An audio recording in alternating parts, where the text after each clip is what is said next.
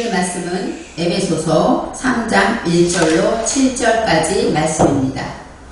3장 1절로 7절입니다.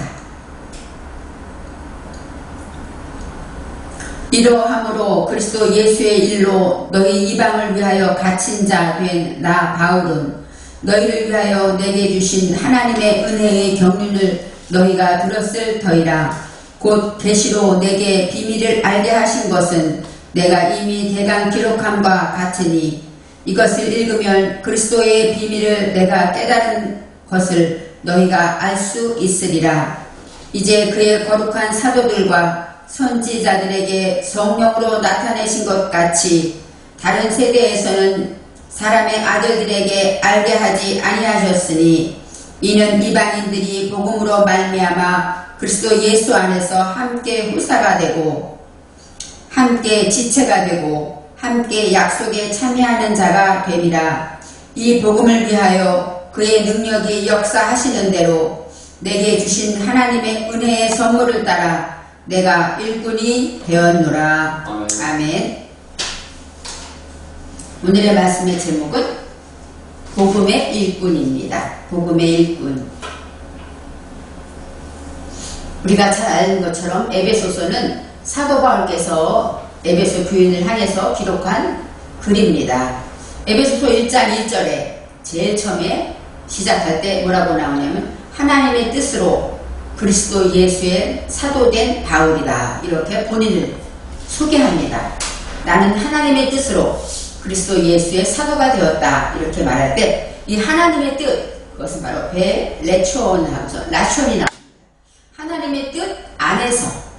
하나님의 뜻 안에서 그리스도 예수의 사도가 되었다 얘기합니다. 이 사도는 샬라후, 어떤 뜻이냐? 보냄을 받은 자, 보냄을 받다. 하나님이 보내신 자다, 이런 뜻이 있습니다. 이 라촌이라는 것은 하나님의 뜻이라는 뜻인데 그것은 기뻐하다, 즐거움, 만족하다, 이런 뜻이 있습니다. 즐거워하고 기뻐하는 것, 그것이 바로 하나님의 뜻입니다. 바로 하나님의 뜻으로 사도로 부르심을 받았다. 그 얘기는 하나님이 기쁨으로 사도를 택하셨다. 바울을 택하셨다. 이렇게 볼 수 있습니다. 그래서 바울은 복음을 위하여 하나님이 나를 보내셨다. 이렇게 오늘의 말씀에 말을 하고 있습니다. 사도라는 직책은 예수님이 살아계실 때 그 옆에서 함께 예수님과 동고동락하면서 예수님의 말씀을 들은 자를 사도라고 합니다. 그래서 예수님이 세운 12제자를 사도, 이렇게 지칭을 합니다. 그런데 바울은 예수님의 제자는 아닌데 본인이 사도라고 우깁니다. 그래서 초대교회에서 과연 바울이 사도냐, 이런 문제가 많이 있었습니다. 그렇지만 바울은 항상 12제자는 아니지만 예수님 곁에 스데반이 순교할 때도 그 옆에 있었고 예수님의 말씀을 있었으며 또 다메섹에서 예수님 믿는 자를 핍박하려고 이제 그들을 결박하려고 다메섹에 가는 길에 예수님을 만나게 됩니다. 그래서 예수님의 음성을 듣게 되고 그랬기 때문에 나는 예수님을 만났다. 그래서 강하게 사도라고 말합니다. 이제 예수님이 기쁨으로 보낸, 하나님이 우리를 기쁨으로 보낸 사도다 얘기할 때 하나님의 일꾼에 대해서 나옵니다. 이 일꾼이라는 것은 일꾼을 보낸 자가 있겠죠. 그리고 그 시키신 일을 해야 합니다. 시키신 일을 잘 하고 나면 삭슬 받죠. 이것이 일꾼의 뜻입니다. 바로 하나님이 보내셨기 때문에 하나님이 명하신 일을 하는 것이 일꾼입니다. 그리고 일이 끝난다고 그냥 있는 것이 아니라 하나님께서 상과 상급과 필요한 우리의 모든 것들을 채워주시는 것, 이것이 일꾼의 어떤 권위도 되고 또 하나님의 소속감이 있는 것입니다. 사도 바울이 이제 그 사도행전 9장 15절에서 예수 믿는 사람을 결박하고 핍박하려고 이제 명령서를 가지고 가는 길에 갑자기 하늘에서 빛이 비칩니다. 그래서 너무너무 빛이 강해서 말에서 떨어지고 그럴 때 예수님의 음성을 듣죠. 성경의 사도행전에 보면은 그러다 보니까 눈이 멀었다. 사도 바울이 눈이 멀게 됩니다. 이때 이름은 사울이라고 했죠. 이 사울은 큰 자라는 뜻인데 사울은 히브리어로 쓰는 사울이고 바울은 헬라어, 로마어로 말하는 바울이라고 합니다. 이제 이 사울이 가다가 사울아 사울아 내가 나를 왜 핍박하느냐 하는 하나님의 음성을 들으면서 이제 그때 예수를 만나고 눈이 멀었을 때 3일이 지났을 때 아나니아라는 선지자에게 하나님이 기도하는 중에 나타나십니다. 그래서 이제 가서 사울을 찾아가서 안수해라 이렇게 말합니다. 그럴 때 이 아나니아가 말해요. 하나님께 하나님 이 사람은 소문이 나기를 예루살렘에서 예수 믿는 사람을 핍박하고 가두고 정말 우리들을 너무 힘들게 하는 사람이라고 알고 있는데요 하고 반문할 때 하나님이 하시는 말씀입니다. 사도행전 9장 15절에 이렇게 나옵니다. 주께서 가라사대 가라 이 사람은 내 이름을 이방인과 임금들과 이스라엘 자손들 앞에 전하기 위하여 택한 나의 그릇이라. 여기서 벌써 사도 바울의 사명이 나오죠. 이방인과 임금들과 이스라엘 자손. 이방인은 예수 믿지 않는 유대인이 아닌 우리들을 가리키고 임금들은 왕들을 가리키겠죠. 그 다음에 이스라엘 자손, 유대인들, 예수를 믿지 않은 이스라엘 자손들, 그들에게 복음을 전하기 위해 택한 그릇이라는 것입니다. 그래서 이제 하나님께서는 사도 바울을 만나서 예수를 통하여 이제 그가 하나님의 일꾼이 되는 그 장면을 말씀하십니다. 그러면서 지금 에베소를 쓰는 이 시절에 사도 바울은 어디 있냐? 로마 감옥에 있습니다. 사도 바울은 로마에 시민권이 있었던 사람이기 때문에 마지막에 본인이 말합니다. 내가 가이사에게 상소하겠다. 나는 로마 시민권이 있기 때문에 너희들이 나를 판단하는 것이 아니라 나는 가이사에게 가겠다. 이렇게 말함으로 인하여 가지 않아도 되는 로마를 가게 되는 것이죠. 아마 하나님께서 택한 그릇이기 때문에 이 사도 바울을 환난과 어려움이 많은 감옥에 갇히는 그런 로마로 보내시는 것 같습니다. 그래서 그때부터 이 사람은 감옥에서 많은 사람들을 전도하고 상담하면서 결국은 하나님께서 어떻게 일을 벌이시냐면 313년에 콘스탄틴 칙령이 내려서 모두 예수를 믿어라. 이렇게 하나님이 복음화되는 역사가 나타나는 것입니다. 사도 바울의 순교와 또 로마에서 로마 임금들과 귀족들에게 복음을 전하였기 때문에 그들이 이제는 황제까지 예수를 믿게 되는 칙령을 내리게 되는 것입니다. 그런 이 사도 바울이 당연히 일꾼이겠죠.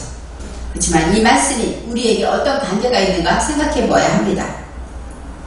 이제 하나님 말씀에 3절에 이렇게 나옵니다. 이 곧 계시로 내게 비밀을 알게 하신 것은, 이 계시라는 것은 무엇이냐? 하종이라고 하는데 이것은 환상을 보다, 또 선지자, 예언자 이런 뜻이 있습니다. 계시라는 것은 닫혔던 것이 열려지는 것입니다. 커튼이 내려져 있었는데 커튼이 어느 순간 열려지면 그 안의 것이 보이겠죠. 계시되었다. 이것은 하나님의 말씀이 눈이 열려서 보게 되었다. 그 다음에 깨닫게 되었다. 이것이 바로 계시를 말합니다. 하나님께서 말씀을 가르쳐 알게 했다. 그러므로 내가 비밀을 가진 자가 되었다 합니다. 이 복음이라는 것은 우리가 알다시피 기쁜 소식입니다. 무엇이 기쁠까요? 예수님이 나를 위해 십자가 지시고 나를 용서하사 하나님의 자녀가 되었다. 기쁜 소식입니다. 또 우리 안에서 내가 하나님을 믿음으로 하나님의 말씀을 통하여 내가 거듭나고 내가 회개하는 것 기쁜 소식입니다. 또 말씀을 통해 내가 하나라도 변화된 것이 있다면 그것은 하나님과 나와의 비밀이 되고 기쁜 소식이 될 것입니다. 바로 이 비밀이라는 것은 이 소드인데 베일, 덮개 그런 뜻입니다. 덮여져 있는 것이죠. 겉으로 볼 때는 알지 못하지만 그 안에 나를 내가 아는 것처럼 비밀은 하나님과 나와의 내가 변화된 것, 내가 회개한 것, 이것이 하나님과 나와의 비밀이 되는 것입니다. 이제 5절에 이렇게 말합니다. 이제 그의 거룩한 사도들과 선지자들에게 성령으로 나타내신 것은 바로 하나님의 말씀이 무엇으로 나타났습니까? 성령으로 나타났다고 말합니다. 성령으로 나타났을 때 거룩한 사도들과 선지자들에게 나타났고 다른 세대에서는 사람의 아들들에게 알게 하지 아니하였다. 그 말씀은 사도 바울을 통하여 예수님을 통하여 하나님의 복음이 계시되었다. 그 얘기죠. 예전 세대에는 이방인들은 이 말씀을 알 수가 없었죠. 사람의 아들들, 바로 지금이 아닌 그 전의 세대들에게는 이 말씀을 알게 하지 못하였다. 바로 지금 하나님께서 에베소 교인들에게 하시는 말씀이 지금 너희가 깨달은 말씀이다. 이렇게 말하고 있습니다. 이제 6절에 이렇게 나옵니다. 이는 이방인들이 복음으로 말미암아. 이방인, 우리가 아까 말했듯이 사도 바울이 이제 유대 지파지만 유대 안에서 예수를 믿게 되고 로마로 가서 또 복음을 전파합니다. 세 번의 전도 여행을 통해서 흩어진 유대인들에게 찾아가서 기독교인들에게 복음을 전파하죠. 예수님이 십자가에 돌아가신 다음에 기독교에 큰 박해가 일어났죠. 사도 바울도 그때 박해를 한 사람 중에 하나지만 그래서 많은 기독교인들이 디아스포라 다 흩어졌습니다. 핍박을 통하여 흩어짐으로 그곳에서 예수를 전할 수가 있게 된 것이죠. 그럴 때 사도 바울은 세 번의 전도여행을 통해서 가는 곳마다 유대인들을 만나고 기독교인들을 만나서 그들을 통해 교회를 개척하고 그들을 통해 전도하면서 곳곳에 교회를 세우는 역사를 이룹니다. 그리고 마지막으로 이제 로마로 가는 것이죠. 로마로 가기 때문에 그 시대에 로마는 요즘의 미국처럼 가장 강대한 국가이기 때문에 로마의 복음이 전파됨으로 인하여 이제 우리에게도 복음이 전파된 것입니다. 그래서 하나님의 그 경륜이라는 것, 하나님의 경륜이라는 것은 하나님이 어떻게 하나님께서 우리에게 복음이 전파될 수 있을 때까지 이 작은 대한민국에 있는 우리 자신, 우리에게 복음이 전파될 수 있도록 하나님이 얼마나 계획하시고 세밀하게 역사하시는가를 우리는 알 수가 있습니다. 그렇기 때문에 우리는 유대인이 아니기 때문에 우리는 이방인입니다. 사도 바울이 이방인을 위하여 감옥에 갇혔다. 그 말씀은 이방인에게 복음이 전파되기 위해서 감옥에 갇혔습니다. 그래서 저와 여러분은 바로 이방인이라는 것을 기억하면서 이 말씀을 들어야 합니다. 6절에 이방인들이 복음으로 말미암아 그리스도 예수 안에서 이렇게 나옵니다. 그리스도 예수 안에서 함께 후사가 되었다. 후사라는 것은 야빠스라고 하는데 취하다, 상속하다 이런 뜻이 있어요. 정신에 세워진 말씀이 내게 상속되는 것이죠. 바로 예수님의 복음으로 인하여 내가 하나님의 상속권자가 되었다. 하나님의 자녀가 되었다. 또 하나님의 그 능력과 하나님의 역사하신 모든 것을 다 우리가 받을 수가 있다. 이렇게 말할 수 있습니다.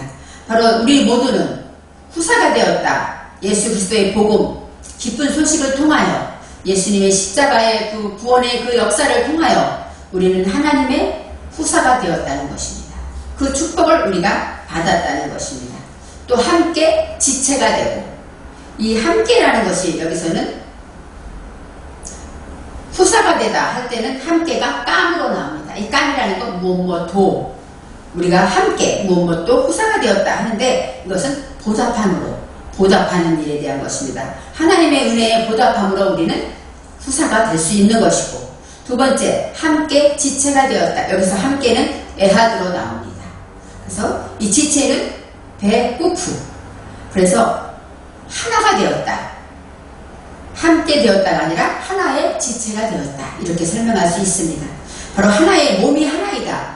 우리 몸이 하나인 것처럼 하나님과 우리가 한 몸이 되었다. 이렇게 설명합니다. 육신의 몸도 온전해야 합니다. 손가락 하나만 없어도 장애인이 되고 또 손가락이 하나가 더 많아도 장애인입니다. 이처럼 이 몸이라는 것은 건강하고 온전하는 것이 목적입니다. 그것처럼 하나님의 말씀도 하나님의 사상과 결합하여 하나가 됐다는 것은 온전한 우리의 정신을 가리키고 있습니다. 이제 하나님의 일꾼에서 하나가 된다는 것은 우리가 항상 하나님 안에서 몸이 하나다. 온 교회가 하나고 예수님과 내가 하나고 성도와 내가 하나고 왜요? 우리의 사상으로 에하드가 되었기 때문입니다. 이제 세 번째 말씀하시기를 함께 약속에 참여하는 자다 이렇게 말합니다. 함께 약속에 참여하는 자. 여기에서 이 약속이라는 것 그것은 어떤 뜻이냐? 베하베르 하는데 하바르라는 것은 결합하다, 짝하다, 동맹을 맺다 그런 것이죠. 하나님과 내가 동맹을 맺었다 그런 얘기죠.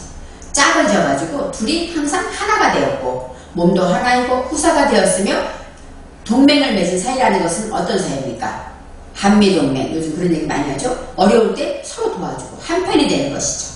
바로 동맹을 맺다, 이런 것이 하나님이 말씀하시는 결합하다의 뜻이 있고, 여기서 함께라는 것은 어떤 뜻이냐? 함께, 빠타흐 하고 나옵니다. 함께라는 것은 믿고 의지하다, 신뢰하다, 바싹 달라붙다, 그런 뜻입니다. 빠타흐라는 것은 하나님께 우리가 바싹 달라붙어서 동맹을 맺었다는 것이죠. 그래서 하나님의 약속이라는 것, 여기서 약속이 나오지는 않는데, 오토라는 것은 무엇입니까?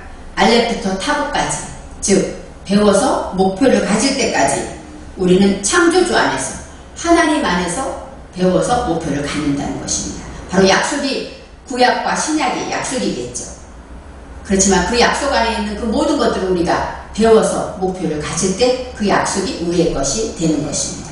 그래서 우리의 말씀에 함께 약속에 참여하는 자가 되었다. 그 말씀은 이제는 하나님의 말씀이 우리의 언약의 약속이기 때문에, 예수님께서 내가 길이요 진리요 생명이다 말씀하셨기 때문에 우리는 예수님을 따르는 것이 아닙니까? 이처럼 그 약속을 믿고 하나님에게 바싹 달라붙어서 하나님과 동맹을 맺고 우리는 함께 나아갈 수 있다는 것입니다. 하나님의 말씀을 믿고 의지하고 신뢰하는 자가 바로 하나님께 달라붙을 수가 있겠죠. 그럴 때 하나님과 결합해서 동맹을 맺는 것입니다. 그렇기 때문에 약속에 있는 그 복들을 우리가 누릴 수 있는 것이죠. 동맹을 맺으면 우리는 연약하지만, 우리가 약하지만 동맹을 맺으면 그 나라가 강하면 남들이 우리를 깜보지 않는 것처럼, 우리는 부끄럽고 연약하지만 우리와 동맹을 맺은 하나님이 계시기 때문에 우리는 당당하게 하나님이 우리 편이라는 것을 기억하며 하나님이 우리의 기둥이 된다는 것입니다. 그래서 우리가 예수를 믿지만 당당할 수 있는 것은 하나님이 나와 함께 하시기 때문입니다. 그래서 항상 하나님이 도와주시고 함께 하신다는 것을 기억해야 합니다. 이제 6절에 말했듯이 후사가 되고 지체가 되고 약속에 참여한 자가 되는 것, 이것이 이방인들에게 주신 축복입니다. 우리가 정말로 유대인도 아니고 예수님과 관계가 없었는데 사도 바울의 이 복음을 통하여서 우리는 이런 복을 받았다는 것입니다. 7절에 이 복음을 위하여 그의 능력이 역사하시는 대로 내게 주신 하나님의 은혜의 선물을 따라, 이렇게 나옵니다. 이 복음을 위하여서 그 능력이 역사하신다. 이 능력이라는 것은 끼뽀루, 까빠루라는 것은 강하다, 강해지다, 크다, 세력이 있다. 바로 위풍당당한 것을 말합니다. 바로 하나님의 능력이 이렇게 당당한 것이죠. 강하고, 우리는 약하지만 하나님이 강하기 때문에 그 능력, 성령의 능력이 역사하시는 대로 내게 주신 하나님의 은혜의 선물이라고 말합니다. 우리가 받은 그 믿음, 우리가 받은 약속, 모든 것은 하나님의 능력으로 하나님이 우리에게 주신 선물이다, 이렇게 말합니다. 하나님의 은혜의 선물이라는 것은 에베소서 2장 8절에 너희가 그 은혜를 인하여 믿음으로 말미암아 구원을 얻었나니 이것이 너희에게서 난 것이 아니요 하나님의 선물이라 그랬습니다. 바로 믿음으로 구원 얻는 것, 그것이 바로 하나님의 은혜고 그 자체가 하나님의 선물입니다. 그렇기 때문에 우리가 이 선물 때문에, 이 선물에 따라서 하나님의 믿음에 의해서 우리가 구원을 받아서 하나님의 자녀가 된 이 선물 때문에 우리는 일꾼이 될 수 있는 것입니다. 내게 주신 하나님의 은혜의 선물은 바로 복음입니다. 이 은혜라는 것은 헤세드는 거저주시는 하나님의 은혜도 되고 또 자비로움도 됩니다. 하지만 부끄러움과 망신당하는 것도 있습니다. 하나님의 복음을 지키기 위해서 하나님의 말씀을 듣다 보면 내가 스스로 부끄러워질 때가 있습니다. 아, 내가 이것을 못 끊는구나. 내가 이것을 하나님이 기뻐하는 줄 알면서 버리지 못하는구나 하고 나를 돌아보게 되고 스스로가 부끄러움을 당할 때가 있습니다. 이것이 내가 벗겨지는 것이고 이것이 바로 하나님의 은혜인 것입니다. 이제 그러한 선물을 받았기 때문에 우리는 일꾼이 되는 것입니다. 여기서 일꾼이라는 것은 바로 어떤 뜻이냐?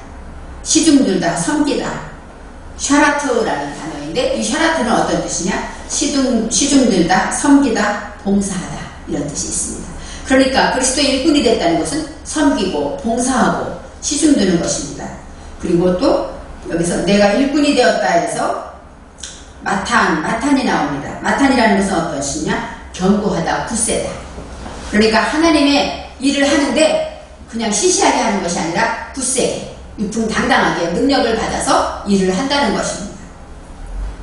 그래서 여기서 말하는 일꾼이라는 것, 항상 라흐, 내면정신의 생명에 대한 일꾼을 말합니다. 내 안에 내면정신의 생명을 내가 하나님의 말씀으로 시든들고 섬기고 봉사해야 되고, 또 내가 만나는 사람에게 봉사함으로 그들에게 복음의 능력을 전할 수가 있는 것입니다. 아까 말했듯이 일꾼이라는 것은 목적을 가지고 일하는 자입니다. 일 시키는 자가 하라는 일만 해야 합니다. 하라고 한 일을 하지 않고 다른 일을 한다면 아무 의미가 없을 것입니다. 그리고 또 보낸 자가 대가를 줍니다. 대가를 받는 것이 당연한 것입니다. 바로 하나님의 말씀을 따라서 봉사하고 섬기는 우리 모두는 이방인이기 때문에 이방인이 이렇게 후사가 되고 지체가 되고 약속에 참여한 자의 복을 받았습니다. 그래서 우리는 하나님의 말씀으로 섬기고 봉사하는 일꾼이 되었다고 바울이 고백하는 것입니다. 에베소 교인에게 사도 바울이 내가 어떻게 일꾼이 되었으며 이제 가서 만나지는 못하지만 내가 전도하고 눈물로 기도했던 그 성도들을 향하여 내가 그리스도의 일꾼이 되었다, 복음의 일꾼이 되었다 하고 고백하는 이 성경을 통해서 우리는 항상 우리 모두도 예수를 믿고, 에베소 교인들이 바로 저와 여러분입니다. 에베소 교인들을 위해서 간절히 기도하는 것처럼 우리 모두도 예수를 믿고 예수를 구주로 영접했으며 날마다 회개하고 날마다 우리 마음만 깨끗이 씻고 거듭나는 그러한 비밀을 가진 저와 여러분이 되는 것입니다. 바로 이 비밀이라는 것은 우리 안에 불꽃처럼 내 마음속에 뜨거운 열정으로 살아있어서 항상 하나님의 말씀을 듣고 내가 하나라도 지키게 되면 한없는 기쁨을 누리며 그것으로 인하여 하나님과 나와의 비밀의 복음을 가진 자가 되는 것입니다. 이제 하나님의 말씀이 계시해 주신 것처럼 마음속에 닫혔던 것들이 열어지고 하나님의 말씀을 성령께서 깨닫게 하심으로 우리는 이렇게 그리스도의 일꾼, 복음의 일꾼이라는 것을 알게 되었습니다. 우리는 복음의 일꾼이 될 수밖에 없습니다. 바울이 감옥에 갇혀서 이방인을 위해서 갇혔다 하고 말한 것처럼 바로 바울은 지금 우리를 위하여 이방인인 저와 여러분을 위해서 감옥에 갇혔던 것입니다. 그래서 그것을 통해 하나님의 경륜을 통하여 지금 우리가 예수를 믿고 거룩한 주일 예배를 드리고 복을 받을 수 있다는 것, 이것이 바로 날마다 하나님의 능력이고 날마다 강건해서 어디서나 말씀으로 섬기며 일하는 저와 여러분이 되시기를 바랍니다. 기도하겠습니다.